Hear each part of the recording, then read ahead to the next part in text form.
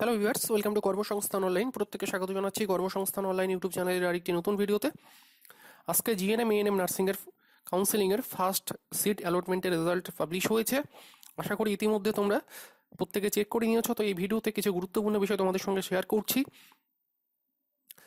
তার মধ্যে একটা থাকছে কীভাবে তোমরা সিট বুকিং করবে এবং কীভাবে তোমরা সিট অ্যাকসেপ্টেন্স যে ফি রয়েছে সেটা পেমেন্ট করবে। যদিও ইতিমধ্যে তোমাদের জন্য আমি ভিডিও করে দিয়েছি, ভিডিওটি না দেখে থাকলে ডেসক্রিপশন বক্সে আমি লিঙ্ক দিয়ে দিচ্ছি, সেখান থেকে দেখে নিতে পারো। লাইভ তোমাদের আমি করে দেখিয়েছি কীভাবে তোমরা অনলাইনে পেমেন্ট করবে। তো এই ভিডিওতে দেখাবো কীভাবে তোমরা ডাউনলোড করবে এবং পরবর্তী যে প্রসেস রয়েছে সেটা কীভাবে তোমরা কমপ্লিট করবে, ঠিক আছে। আরেকটা বিষয় সেটা হচ্ছে ইম্পর্টেন্ট যে ডেট, কবে থেকে তোমাদের ফিজিক্যাল যে ভেরিফিকেশন সেটা কমপ্লিট হবে সেটা নিয়ে আলোচনা করছি। আরেকটা হচ্ছে রিফান্ড রিলেটেড, যদি তোমরা পরবর্তীতে যে 1000 টাকা তোমরা সিট অ্যাকসেপ্টেন্স ফি পেমেন্ট করছো, কীভাবে পরবর্তীতে যদি তোমরা অ্যাডমিশন না নাও তাহলে কীভাবে সেটা রিফান্ড পাবে সেটা নিয়ে আলোচনা করছি। তারপরে টপিক থাকছে সাপোজ কেউ যদি ফার্স্ট রাউন্ডে সিট যে সিটটা পেয়েছে সেটা যদি সে অ্যাকসেপ্ট না করে, তো পরবর্তী কী প্রসেস রয়েছে, কীভাবে তোমরা সেগুলো ফলো করবে। তো অবশ্যই ভিডিওটি স্কিপ না করে প্রথম থেকে শেষ পর্যন্ত দেখো। আশা করি এই ভিডিওটি দেখার পর কাউন্সেলিং রিলেটেড আর কোনো রকম ডাউট থাকবে না তোমাদের। ভিডিওটি হেল্পফুল মনে হলে অবশ্যই একটা লাইক করো, বন্ধুদের সঙ্গে শেয়ার করো।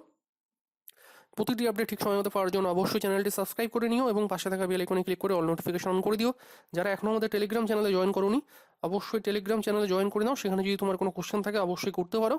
ওকে, ফার্স্ট এটা হচ্ছে অফিসিয়াল ওয়েবসাইট, ঠিক আছে। সবচেয়ে প্রথমে দেখাচ্ছি কীভাবে তোমরা ডাউনলোড করবে, ঠিক আছে। এই ওয়েবসাইট তোমরা লগ ইন করে নেবে রোল নাম্বার এবং পাসওয়ার্ড দিয়ে। লগ ইন করার পর তোমরা সিট অ্যালটমেন্ট যে রেজাল্ট রয়েছে সেখান থেকে তোমরা কিন্তু ডাউনলোড করতে পারবে, ঠিক আছে। সিট অ্যাকসেপ্টেন্স যে ফি রয়েছে সেটা কিন্তু তোমরা সেখান থেকে ডাউনলোড করে নেবে। ওকে, এরপরে হওয়ার পর তোমরা ডাউনলোড প্রফেশনাল যে অ্যালটমেন্ট লেটার যেটা দিচ্ছে অবশ্যই প্রত্যেকেই এটা তোমরা প্রিন্ট করে নেবে, এটা কিন্তু কাজে লাগবে, ঠিক আছে। সিট অ্যালটমেন্ট লেটার তোমার অ্যাডমিশনের দিন এটা কিন্তু কাজে লাগছে। এরপরে ডাউনলোড করে নেওয়ার পর যেটা তোমাদের কিছু ইম্পর্টেন্ট বিষয়, এবার দেখো ইম্পর্টেন্ট যে ডেটগুলো রয়েছে কবে থেকে তোমরা ফিজিক্যাল ভেরিফিকেশনের জন্য সেই ইনস্টিটিউটে যাবে সেটা একটু দেখে নাও। এখানে কিন্তু ক্লিয়ারলি মেনশন করা রয়েছে reporting two allotted institute for documents verification and admission. তো ডেটটা এখানে বলা হয়েছে 29শে নভেম্বর থেকে 4ই ডিসেম্বরের মধ্যে কিন্তু তোমাকে সেই ইনস্টিটিউটে যেতে হবে, ঠিক আছে। সমস্ত অরিজিনাল ডকুমেন্টস এবং যে এছাড়াও যে ফর্ম্যাট রয়েছে, যদি তুমি ইএস আপগ্রেড করতে চাও অর্থাৎ ইএস নো করতে চাও, সাপোজ ধরো তুমি সেকেন্ড রাউন্ডের জন্য দেখতে চাও, তাহলে তোমাকে কিন্তু যে ইএস আপগ্রেডেশন রয়েছে ফর্ম, ডিক্লারেশন ফর্ম, সেটা কিন্তু ফিল আপ করে সাবমিট করতে হবে। এটা হচ্ছে ইএস আপগ্রেডেশন ফর্ম, ঠিক আছে। এটা তোমরা ফিল আপ করে নেবে। প্রত্যেককেই কিন্তু সিট অ্যাকসেপ্টেন্স ফি দিতে হবে এবং সেই ইনস্টিটিউটে গিয়ে ফিজিক্যাল ভেরিফিকেশন কমপ্লিট করতে হবে। যারা ফার্স্ট সিট অ্যালটমেন্টে যাদের নাম এসছে, ঠিক আছে, ফার্স্ট রাউন্ডে, প্রত্যেককে কিন্তু সেই প্রসেস কমপ্লিট করতে হবে, নয়তো তুমি কিন্তু সেকেন্ড যে রাউন্ড রয়েছে সেই রাউন্ডের জন্য কিন্তু এলিজিবল হবে না। ওকে, তোমরা যারা নো আপগ্রেডেশন দিয়ে সেই ইনস্টিটিউটটাকেই তোমরা পার্মানেন্টভাবে সিলেক্ট করছো, তাহলে তোমাকে কিন্তু নো আপগ্রেডেশন এই যে ডিক্লারেশন রয়েছে এটা দিয়ে কিন্তু অ্যাডমিশন নিয়ে নিতে হবে সেই ইনস্টিটিউটে। ওকে, এখানে ফুল সিগনেচার, রোল, ডেট। তো এটা গেল ইএস নো আপগ্রেডেশনে। এবার কিছু গুরুত্বপূর্ণ বিষয় সেগুলো তোমাদের সঙ্গে শেয়ার করছি।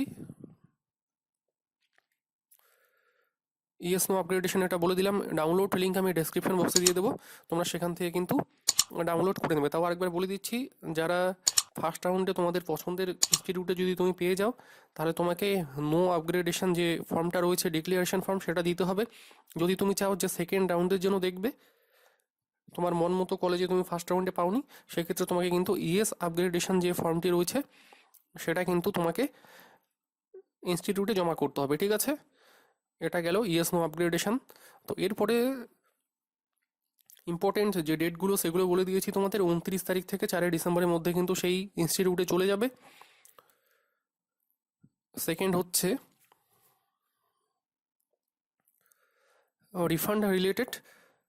তোমরা কিন্তু যারা এখানে কিন্তু ক্লিয়ারলি মেনশন করা রয়েছে, it is observe that many candidates neither withdraw from E counselling নর কমপ্লিট ফিজিক্যাল রিপোর্টিং, অর্থাৎ অনেক ক্যান্ডিডেটস কিন্তু কী করে সিট অ্যাকসেপ্টেন্স ফি দেওয়ার পর ফিজিক্যাল ভেরিফিকেশন করে না বা ই কাউন্সেলিং কমপ্লিট করে না, সেক্ষেত্রে কিন্তু সে রিফান্ডের জন্য কিন্তু এলিজেবল।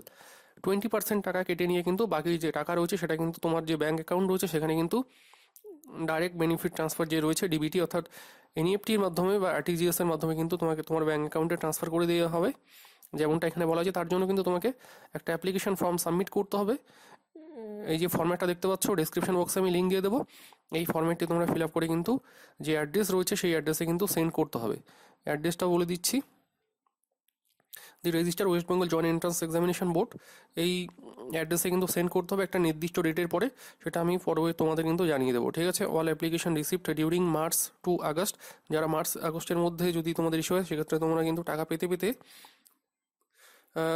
30শে সেপ্টেম্বর চলে যাবে। তো এটা নিয়ে আমি পরবর্তীতে তোমাদের জানিয়ে দেবো। তোমরা চাইলে প্রত্যেকেই কিন্তু এই কাউন্সেলিংয়ে অ্যাটেন্ড করতে পারো, অর্থাৎ সিট অ্যাকসেপ্টেন্স ফি দিয়ে কিন্তু নেক্সট স্টেপের জন্য দেখতে পারো, ঠিক আছে। যেহেতু তোমাদের টাকা অনেকটাই রিফান্ড চলে আসবে, 800 টাকার মতো তোমরা রিফান্ড পেয়ে যাবে, জাস্ট একটা অ্যাপ্লিকেশন ফর্ম কিন্তু সাবমিট করতে হবে, ঠিক আছে। এবার আসি যে গুরুত্বপূর্ণ বিষয়, সেটা হচ্ছে কাউন্সেলিং নিয়ে প্রচুর কোশ্চেন কিন্তু পার্সোনালি তোমরা করছো।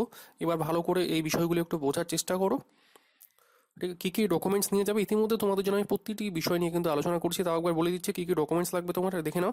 ক্লাস 10-এর যে অ্যাডমিট কার্ড রয়েছে বা বার্থ সার্টিফিকেট সেটা লাগবে, ঠিক আছে। ক্লাস 12-এর মার্কশিট লাগবে, প্রত্যেকের কিন্তু যে র্যাঙ্ক কার্ড তোমরা ডাউনলোড করেছিলে সেই র্যাঙ্ক কার্ডটা কিন্তু লাগবে, সেটা প্রিন্ট আউট, ওকে। রেসিডেন্সিয়াল সার্টিফিকেট আশা করি তোমরা প্রত্যেকে রেডি করে রেখেছো, সেই রেসিডেন্সিয়াল সার্টিফিকেট লাগবে, ঠিক আছে। এসসি এসটি ওবিসি সার্টিফিকেট, যার যে সার্টিফিকেট রয়েছে সেই সার্টিফিকেটের কিন্তু লাগবে, সেগুলো তোমরা কিন্তু প্রত্যেকে সেলফ অ্যাটেস্টেড করে নেবে। যারা ইডাব্লিউএস ক্যান্ডিডেটস তাদের ক্ষেত্রে কিন্তু ইডাব্লিউএস সার্টিফিকেট সেটা লাগছে। যারা অরফ্যান হোমের ক্যান্ডিডেট সেক্ষেত্রে কিন্তু তাদের সেই রকম সার্টিফিকেট লাগছে, ঠিক আছে। সিভিল ডিফেন্সের ক্ষেত্রে সিভিল ডিফেন্স সার্টিফিকেট, তো এগুলো ডকুমেন্টস কিন্তু লাগবে অরিজিনাল, সাথে কিন্তু সেলফ অ্যাটেস্টেড করে কিন্তু নিয়ে যেতে হবে।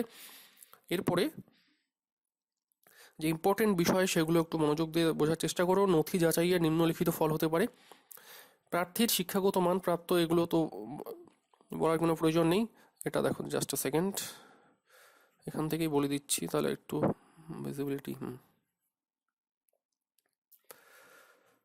ফার্স্ট রাউন্ডে যারা ফার্স্ট রাউন্ডে পেয়েছে বা যারা ফার্স্ট রাউন্ডে পায়নি তাদের ক্ষেত্রে কি প্রসেস রয়েছে এটা একটু বোঝার চেষ্টা করো। নথি যাচাই যদি সফল এবং সম্পূর্ণ হয় তবে প্রার্থীকে আপগ্রেডেশনে চয়েস দিতে হবে, ঠিক আছে। যদি একটা বিষয় প্রথম থেকে বলে দিই, প্রত্যেক ক্যান্ডিডেটসকে কিন্তু যে সিট অ্যাকসেপ্টেন্স ফি রয়েছে সেটা কিন্তু পেমেন্ট করতে হবে যদি তুমি ফার্স্ট রাউন্ডে কোনো কলেজ পেয়ে যাও, ঠিক আছে।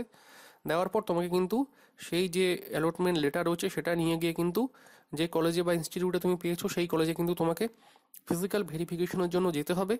যাওয়ার পর যেটা করতে হবে তোমাকে ইয়েস নো আপগ্রেডেশন যেটা রয়েছে যেমনটা বললাম সেই দুটোর মধ্যে একটা কিন্তু তোমাকে দিতে হবে। যদি তুমি চাও যে পরবর্তী নেক্সট রাউন্ডের জন্য দেখবে সেক্ষেত্রে তোমাকে ইয়েস যে ফর্মটা রয়েছে সেটা সাবমিট করতে হবে। যদি তুমি চাও যে ওই কলেজেই পার্মানেন্টভাবে তুমি অ্যাডমিশন নিয়ে নেবে সেক্ষেত্রে তোমাকে কিন্তু নো আপগ্রেডেশন যে ফর্ম রয়েছে সেটা সেই ডিক্লারেশন দিয়ে কিন্তু সেখানে যে ফিজিক্যাল রিসিপ্ট রয়েছে সেই রিসিপ্টটা কালেক্ট করে নিতে হবে, ঠিক আছে। প্রার্থী যদি তার প্রথম পছন্দের সিটে অ্যালটমেন্ট পেয়ে যায় তবে তার ওই সিট গ্রহণ করা ছাড়া কিন্তু কোনো রকম আর তোমার কিন্তু অপশন থাকছে না। সেই প্রার্থীকে নো আপগ্রেডেশন চয়েস দিতে হবে এবং সংশ্লিষ্ট কলেজের সমস্ত ভর্তি প্রক্রিয়া যেটা রয়েছে সম্পূর্ণ করে ফিজিক্যাল রিপোর্টিং রিসিপ্ট, যেমনটা বললাম যে ফিজিক্যাল রিপোর্টিং রিসিপ্ট তোমাকে কিন্তু কালেক্ট করে নিতে হবে। এই প্রার্থী অবশ্য যদি চায় মপ আপ রাউন্ডে অংশগ্রহণ করতে সেক্ষেত্রে কিন্তু তুমি মপ আপ রাউন্ডে অংশগ্রহণ করতে পারো। ইয়েস আপগ্রেডেশন যে অ্যাপ্লিকেশন ফর্মটা রয়েছে সেটা দিতে হবে, ঠিক আছে। অন্যদিকে যদি ওই প্রার্থী যদি ভর্তি প্রক্রিয়া সম্পূর্ণ না করে তবে অ্যালটমেন্ট বাতিল হবে এবং প্রার্থী সম্পূর্ণ কাউন্সেলিং পর্ব থেকে নিষ্কৃত হবে। অর্থাৎ যেটা এখানে বলা হয়েছে, তুমি সিট ওই সাপোজ তোমার ওই কলেজটি পছন্দ নয়, তুমি কি করলে সিট অ্যাকসেপ্টেন্স ফি না দিয়ে আর কি পরবর্তী প্রসেসের জন্য ওয়েট করছো, সেক্ষেত্রে কিন্তু তুমি যে সেকেন্ড রাউন্ড রয়েছে তার জন্য কিন্তু তুমি এলিজিবল হবে না। এই জন্য প্রত্যেক ক্যান্ডিডেটসকে বলছি যারা তোমরা ফার্স্ট রাউন্ডে কোনো না কোনো কলেজ পেয়েছো অবশ্যই তোমরা যদি চাও পরবর্তী রাউন্ডের জন্য দেখতে অবশ্যই 1000 টাকা সিট অ্যাকসেপ্টেন্স ফি দিয়ে ওই কলেজে চলে যাও। গিয়ে তোমরা কি করবে, যে ইয়েস আপগ্রেডেশন ফর্ম রয়েছে সেটা কিন্তু ডিক্লারেশন তোমরা অন্যান্য ডকুমেন্টসের সাথে কিন্তু সাবমিট করবে, তাহলে তুমি সেকেন্ড রাউন্ডের জন্য কিন্তু এলিজিবল, ঠিক আছে। যেমনটা কিন্তু এখানে ক্লিয়ারলি মেনশন করা রয়েছে। ওই প্রার্থী যদি ভর্তি প্রক্রিয়া সম্পন্ন না করে তবে অ্যালটমেন্ট যেটা রয়েছে তোমার কিন্তু বাতিল হয়ে যাবে, পরবর্তী কোনো কাউন্সেলিং পর্বতে কিন্তু তুমি আর থাকছো না, ঠিক আছে। প্রার্থী যদি চায় দ্বিতীয় বা আরও পিছনের পছন্দের সিটে অ্যালটমেন্ট পেয়ে থাকে তাহলে সে নো আপগ্রেডেশন চয়েস দিতে পারে এবং ভর্তি প্রক্রিয়া সম্পূর্ণ করতে পারে। এই প্রার্থীও মপ আপ রাউন্ডে অংশগ্রহণ করতে পারে। অবশ্য প্রার্থী যদি নো আপগ্রেডেশন পছন্দ দেওয়ার পরে ভর্তি প্রক্রিয়া সম্পূর্ণ না করে তবে অ্যালটমেন্ট বাতিল করা হবে এবং প্রার্থী সম্পূর্ণ কাউন্সেলিং পর্ব থেকে নিষ্কৃত হবে। প্রার্থী যদি ইএস আপগ্রেডেশন চয়েসও দিতে পারে, এই ধরনের প্রার্থীদের দ্বিতীয় রাউন্ডে সম্ভাব্য আপগ্রেডেশনে কিন্তু সুযোগ দেওয়া হবে। প্রার্থী যদি উপরোক্ত কোনো আপগ্রেডেশন চয়েসই না দেয় তবে অ্যালটমেন্ট বাতিল হবে এবং প্রার্থী সম্পূর্ণ কাউন্সেলিং পর্ব থেকে কিন্তু নিষ্কৃত হবে। আরেকটা বিষয় অনেকেই কোশ্চেন করেছিল, এটা নিয়ে তোমাদের ক্লিয়ার করে দিই আমি তার আগেই। আরেকটা বিষয় তোমাদের ক্লিয়ার করে দিই, অনেকে কোশ্চেন করেছিল, সাপোজ তুমি কি করলে, যেমন একজন কোশ্চেন করেছিল আমাকে কেউ বলে দিন যে আপগ্রেডেশন ইয়েস করার পর যদি সেকেন্ড রাউন্ডে কোনো আরও ভালো কলেজ না পাই তবে আমি যেটাই পেয়েছিলাম আগে সেটাই অ্যাডমিশন নিতে পারবো। তো একজন কোশ্চেন করেছিল, তো এটার রিপ্লাই তোমাদের দিয়ে দিই, হ্যাঁ তুমি পারবে যদি তুমি ইয়েস আপগ্রেডেশন করে থাকো, ঠিক আছে। এবং যদি তুমি সেকেন্ড রাউন্ড কাউন্সেলিংয়ে যদি তোমার এই মন পছন্দ কলেজে যদি পেয়ে যাও তো ভালো, যদি না যাও তাহলে তুমি ফার্স্ট রাউন্ডে যে কলেজটি চুজ করেছো সেই কলেজে কিন্তু তুমি থাকতে পারছো, ঠিক আছে। এখানে তোমাদের আরেকটু ক্লিয়ার করে দিই অফিসিয়াল নোটিফিকেশন থেকে, ঠিক আছে। যদি তোমার সিট আপগ্রেড হয় তবে ফার্স্ট রাউন্ডের সিট সেটা কিন্তু বাতিল হয়ে যাবে, ঠিক আছে, এবং সেই সিট অন্য কোনো প্রার্থীকে কিন্তু দিয়ে দেওয়া হবে। সুতরাং আপগ্রেডেশন কোনো মতেই সেটা কিন্তু প্রত্যাবর্তন অর্থাৎ রিটার্ন করা কিন্তু যায় না, ঠিক আছে। প্রার্থী কোনো মতেই তার প্রথম রাউন্ডের সিট ফেরতের দাবি করতে পারবে না, অন্যথায় যদি সিট আপগ্রেড না হয়, যদি তোমার সিটটা যদি আপগ্রেড না হয়, পরবর্তী কোনো ভালো কলেজ যদি তুমি না পাও, সেক্ষেত্রে তোমার যে প্রথম রাউন্ডের যে সিট তুমি পেয়েছো সেই সিটটাই কিন্তু তোমার থাকছে, ঠিক আছে। আশা করি এই নিয়ে আর কোনো কনফিউশন হওয়ার কথা নেই। সাপোজ তোমার সিট আপগ্রেড হলো তাহলে তুমি সেকেন্ড রাউন্ডের যে কলেজটি পেলে সেই কলেজে তুমি অ্যাডমিশন নিতে পারবে। যদি তোমার সিট আপগ্রেডেশন না হয় তাহলে তোমার যে ফার্স্ট রাউন্ডের যে কলেজটি তুমি পেয়েছো সেই কলেজে তুমি অ্যাডমিশন নিয়ে নিতে পারো, ঠিক আছে। আশা করি আপগ্রেডেশন নিয়ে আর কোনো রকম প্রবলেম ফেস করার কথা নয়। ওকে, সেকেন্ড রাউন্ডের ফল কোনো প্রার্থী নিম্নরূপ হতে পারে। সেকেন্ড রাউন্ডে কীরকম হতে পারে দেখো, প্রার্থীকে আবার সিট অ্যাকসেপ্টেন্স ফি দিতে হবে না, ঠিক আছে, ডাবল পেমেন্ট করতে হবে না। তার নতুন যে অ্যালটমেন্ট লেটার রয়েছে সেটা নিয়ে নতুন কলেজে গিয়ে কিন্তু তোমার যে অ্যাডমিশন প্রসেস রয়েছে সেটা কিন্তু কমপ্লিট করতে হবে। যদি তুমি চাও যে মপ আপ রাউন্ড পর্যন্ত দেখবে সেক্ষেত্রে কিন্তু তুমি সেটাও করতে পারো। আপগ্রেড হয়ে যদি দ্বিতীয় বা তারও পিছনের পছন্দের সিট পাও সেক্ষেত্রে কী হবে, এক্ষেত্রে নতুন অ্যালটমেন্ট কলেজে গিয়ে ভর্তি হতে হবে, যার জন্য নতুন অ্যালটমেন্ট লেটার ডাউনলোড করে নতুন কলেজে গিয়ে কিন্তু ভর্তি প্রক্রিয়া সম্পূর্ণ করতে হবে। ফিজিক্যাল রিপোর্টিং যে রিসিপ্ট রয়েছে সেটা কমপ্লিট করতে হবে, অন্যথায় নতুন অ্যালটমেন্টের কলেজে কিন্তু তুমি ভর্তি হতে পারবে না, ঠিক আছে। যদি আদৌ সিট আপগ্রেডেশন না হয় সেক্ষেত্রে কী হবে, এক্ষেত্রে পুরাতন যে অ্যালটমেন্টের কলেজ রয়েছে সেটাতে তুমি ভর্তি হতেও পারো বা নাও হতে পারো। আশা করি এই কয়েকটি বিষয় যে তোমাদের কনফিউশনগুলো ছিল আশা করি সেগুলো আমি সলভ করতে পেরেছি, ঠিক আছে। যারা ফার্স্ট রাউন্ডে যাদের নাম নেই তারা সেকেন্ড রাউন্ডের জন্য অপেক্ষা করো, তাদের আর কিচ্ছু করতে হবে না, ঠিক আছে। অটোমেটিক কিন্তু তোমরা সেকেন্ড রাউন্ডের জন্য প্রত্যেকে কিন্তু এলিজিবল। সেকেন্ড রাউন্ডে তোমরা দেখতে পারো, সেকেন্ড রাউন্ডে যদি না হয় তোমরা মপ আপ রাউন্ডে দেখতে পারো, যেখানে তোমাকে 200 টাকা কিন্তু অনলাইনে পেমেন্ট করতে হবে মপ আপ রাউন্ডে অংশগ্রহণ করার জন্য। তো এরপরেও যদি তোমার কোনো কনফিউশন থাকে অবশ্যই তুমি কমেন্ট বক্সে কমেন্ট করে জানাও, অথবা পার্সোনালি তুমি মেসেজ করতে পারো টেলিগ্রামে অথবা ইনস্টাগ্রামে, লিঙ্কটা ডিসক্রিপশনে দেওয়া রয়েছে, ঠিক আছে। অনেকে হয়তো দূরের দূরের কলেজের সিট পেয়েছে, তোমরা কী করবে, যদি সেই ইনস্টিটিউটে যদি অ্যাড্রেস না জানো জাস্ট ইনস্টিটিউটের নাম লিখে তোমরা গুগল সার্চ করবে, সেখানে কিন্তু ইজিলি তোমরা পেয়ে যাবে, ঠিক আছে। যদি কোনো কলেজ খুঁজে না পাও অবশ্যই কমেন্ট করে জানাও, আমি হেল্প করার চেষ্টা করব। ধন্যবাদ।